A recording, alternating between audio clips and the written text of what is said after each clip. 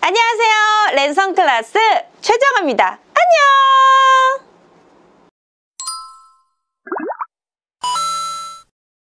쇼팽은 음악의 역사에서 이상한 음악가입니다. 왜냐고요? 사실 쇼팽은 음악의 역사에서 어느 사조에도 속하지 않기 때문입니다. 예를 들면 바흐파, 베토벤파, 바그너파 등 이때 당시에 쇼팽은 어느 라인에도 속하지 않았던 유일한 음악가였으니까요. 이때 당시 음악가들은 베토벤의 음악을 배우고 싶어 했고 베토벤의 음악을 능가하고 싶어 했습니다. 그래서 이때 당시에 음악적 분류를 하는 건 베토벤적인 음악과 베토벤적이지 않은 음악으로 분류를 하게 됐죠. 그리고 베토벤적이지 않은 음악은 다시 두 가지로 분류가 됐는데요. 쇼팽적인 음악과 쇼팽적이지 않았던 음악, 즉 하나의 음악적 세계관을 만들었던 음악가였습니다. 어느 음악적 세계에도 속하지 않은 음악가이며 가사 하나도 없이 피아노 하나로 시를 써내려간 피아노의 시인이었죠. 그리고 쇼팽은 음악을 이렇게 이야기했습니다. 음악이란 소리로 사상과 감정을 이야기하는 예술이다. 이렇게 쇼팽은 자신만의 확고한 예술의 세계관을 갖추며 음악적 성장을 멈추지 않았고 폴란드의 떠돌이 이방인은 예술의 중심지 파리에 정착을 하며 자신만의 예술을 펼치려고 노력했지만 프랑스 파리 사람들은 쇼팽의 음악을 인정해주지 않았었죠. 그런데 왜 파리 사람들은 이때 쇼팽의 곡을 인정해주지 않았던 것이었을까요? 그건 바로 이 당시 음악가들은 대단한 퍼포먼스를 포함했었기 때문이었죠. 바이올리스트였던 파가니니 정말 바이올린 선율이 끊어질 것 같은 강력한 퍼포먼스, 그리고 리스트는 피아노가 부서질 것을 대비해서요 무대에는 3개의 피아노를 올려놓고 이 피아노 저 피아노가 부서질 것 같은 강력한 퍼포먼스를 선보였었죠. 그러나 쇼팽의 곡은 우아하고 자유로우며 강점이 넘쳤으나 섬세하고 시종일관 소음량으로 연주를 했던 거였죠. 지금 듣고 계시는 곡은 쇼팽의 피아노 협주곡 1번 2악장을 듣고 계시는데요. 정말 감미롭죠? 조금 더 감상해 볼까요?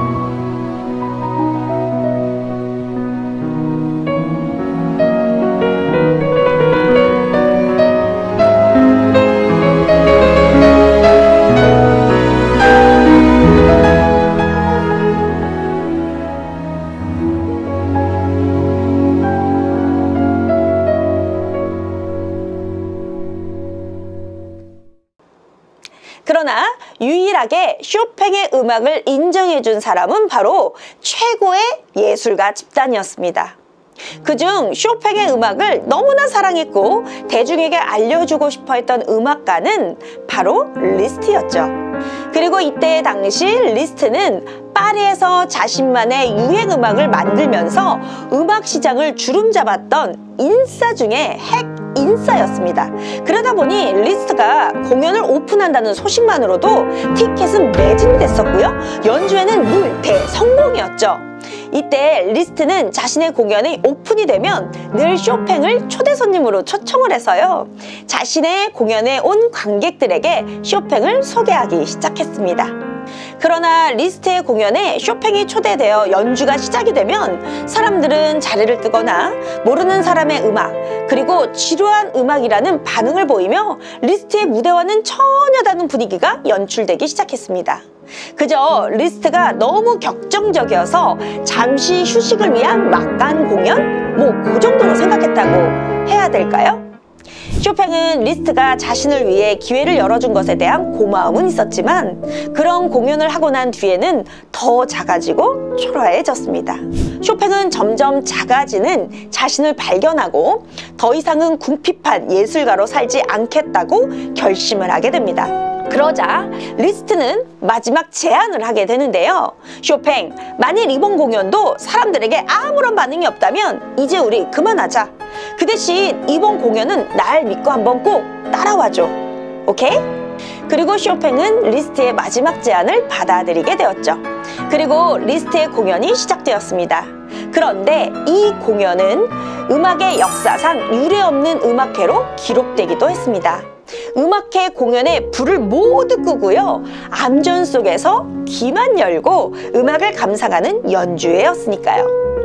컴컴한 공연장, 서서히 한음한음 건반의 연주는 시작이 되었고 사람들은 보는 연주가 아니라 귀로 듣는 연주에 흥분을 감추지 못했고 감미로운 선율과 진동은 무대를 넘어 공연장을 감성으로 가득 채우기에 충분했습니다. 연주는 감동으로 마무리가 되었고 청중들은 우레와 같은 박수와 환호성이 울려 퍼지기 시작했습니다.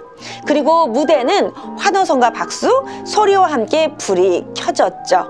그런데 이후 공연장은 모두 경악을 금치 못했습니다. 왜냐하면 무대 위에 서 있었던 사람은 리스트가 아니라 바로 막강 공연자, 보조 출연자였던 쇼팽이 서 있었기 때문이었죠.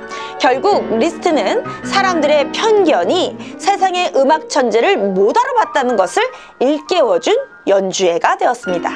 이렇게 블라인드 연주회로 인해 파리에서 쇼팽은 드디어 음악가로 유명세를 타기 시작했고 콧대 높았던 파리 시민들에게 폴란드 촌뜨기는 더 이상 3류 음악가가 아니라 1류 음악가로 성장하게 되었습니다. 그러자 쇼팽은 이런 고마움을 리스트에게 음악으로 선물을 했는데요. 그 곡은 바로 에뛰드 10번입니다. 그런데 에뛰드는 연습곡으로 10번 안에는 총 12곡으로 이루어져 있는데요. 그중 유명한 곡은 영화 말할 수 없는 비밀에서 피아노 배틀로도 유명한 흑건이었죠. 한번 들어볼게요.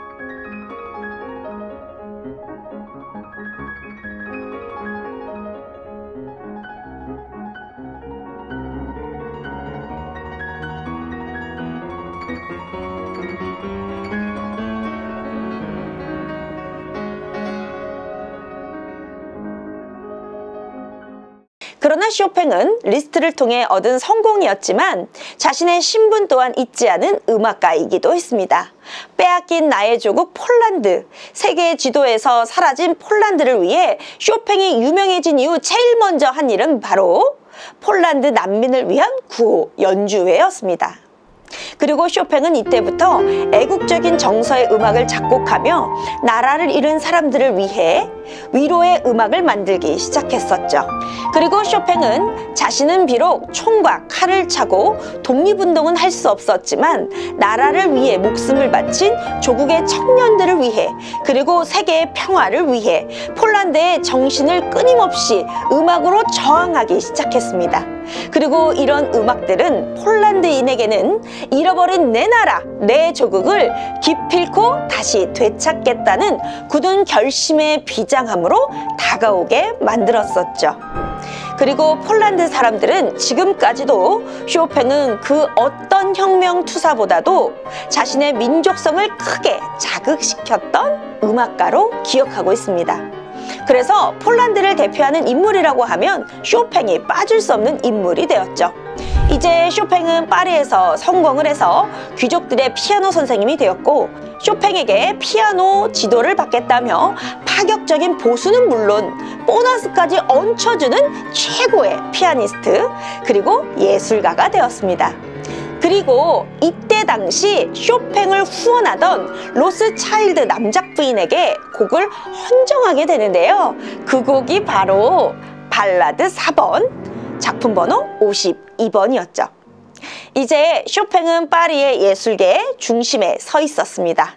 이때 쇼팽은 부의 상징이었던 전용 마차까지 있었다고 하네요. 그리고 쇼팽의 전용 마차가 파리를 지나가게 되면요, 귀족 부인들은 쇼팽을 향해 이렇게 말을 했습니다. 파리의 연인, 피아노의 신! 이라고요. 그런데 쇼팽에게는 인연이 깊은 또 한 명의 예술가가 있었는데요. 그 사람은 바로 낭만주의의 대표적 화가 프랑스 파리의 7월 혁명을 그림으로 그린 민중을 이끄는 자유의 여신의 화가 외젠 들라크루아였습니다. 들라크루아는 쇼팽과 돈독한 우정을 교류했으며 쇼팽을 위해 초상화도 남겨주었는데요. 쇼팽은 들라크루아를 존경했습니다. 그런데 사실 쇼팽은 낭만주의의 대표적 음악가는 아니었습니다. 당시 빅토르 위고, 외젠 들라크루아 음악가로서는 베를리오즈가 낭만파를 대표했었지만 쇼팽은 그저 자신만의 독창적인 작품 세계를 위해서, 그리고 음악적 편견과 편식을 거부하며 피아노 하나로 자신만의 음악적 세계관을 펼쳐내기 시작했습니다. 이렇게 쇼팽은 파리에서 예술가들과 급변하는 사회적 현상을 논의하며 성공적인 정착을 하게 되었죠. 그런데 여기서 쇼팽의 이름을 좀 살펴봐야 되는데요. 사실 쇼팽의 이름은 폴란드식으로 읽으면요, 호핀이라고 읽어야 하는데 쇼팽은 프랑스식인 쇼팽으로 불려지길 원했습니다. 그래서 폴란드 사람들도 호핀이 아닌 쇼팽으로 부르게 된 것이었죠. 그런데 저는 여기서 좀 아이러니한 것은요, 폴란드 민족 음악가를 표방했던 쇼팽은 왜 자신의 이름을 자랑스러운 폴란드식 발음에서 굳이 자신을 프랑스식으로 불러달라고 했던 것이었을까요? 이건 그냥 저의 내피셜인데요. 이 당시 유럽 사람들은 폴란드 난민에게 대한 편견이 대단했었고, 나라를 잃어버린 폴란드 사람들은 천대까지 받았다고 하네요. 그래서 그런 시선에서 좀 벗어나고 싶었던 건 아니었을까요? 왜냐하면 쇼팽은 더 이상 고향으로 돌아갈 수 없었고, 젊은 나이에 외로운 타향살이, 그리고 콧대 높은 예술의 도시 파리에서의 정착을 위해서는 어쩔 수 없는 선택이지 않았을까. 이건 그냥 저의 생각일 뿐입니다. 오해하지 마시길. 그러나 저는 조금 안타까운 건, 그런 서름에서 만일 쇼팽이 당당하게 자신의 이름을 호핀이라고 불렀다면 더 멋진 음악가로 평가되지 않았었을까요? 하는 아쉬움이 좀 남기는 하네요. 이제 쇼팽은 리스트와 어깨를 나란히 하며 사교계를 주름잡는 투톱이 되었습니다. 그런데 여기서 쇼팽은 더 큰 음악가로 성장을 도왔던 인물이 있었는데요. 그 사람은 바로 쇼팽의 인생에서 빼놓을 수 없는 인물이자 쇼팽의 연인으로 유명한 여류 소설가 조르드 상드였습니다. 사실 예술가들에게 사랑에 빠지면 너무 서운하잖아요. 그렇다면 다음 시간에는 쇼팽은 어떤 여인들과 사랑을 했으며 사랑의 감성으로 어떤 명곡들이 탄생했는지 음악과 사랑의 이야기로 찾아올게요. 여러분, 쇼팽의 음악과 인생의 이야기 재미있으셨나요? 애국자 쇼팽의 이야기가 마음에 드셨다면 구독과 좋아요 눌러주세요. 부탁합니다. 쇼팽의 감미로운 음악으로 예술의 감성도 업, 음악 역사의 상식도 업, 언제나 우아한 랜선 클래스. 오늘도 함께 해주신 여러분, 다음에 또 만나요. 안녕.